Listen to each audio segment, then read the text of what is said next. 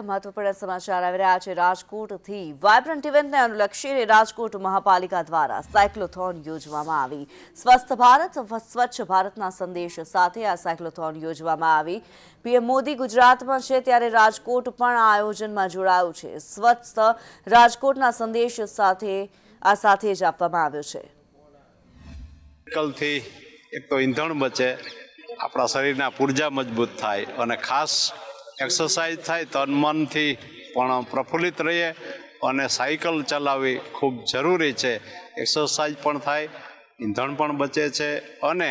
આ ઇવેન્ટ છે એને પ્રમોટ કરવાનો સૌથી સહેલું સરળ માધ્યમ છે સાયકલ એવી વસ્તુ છે કે નાનામાં નાનો માણસ ગરીબમાં ગરીબ માણસ અને અબજોપતિ પણ સાયક્લોથોનમાં ભાગ લઈ અને બધાની સાથે હાર્મની બની શકે છે વાયબ્રન્ટ ગુજરાત સમિતિની જનજાગૃતિ માટે ગુજરાતના તમામ મહાનગરપાલિકાઓમાં જ્યારે સાયક્લોથોન થવા જઈ રહી છે ત્યારે તેના ભાગરૂપે રાજકોટ મહાનગરપાલિકા દ્વારા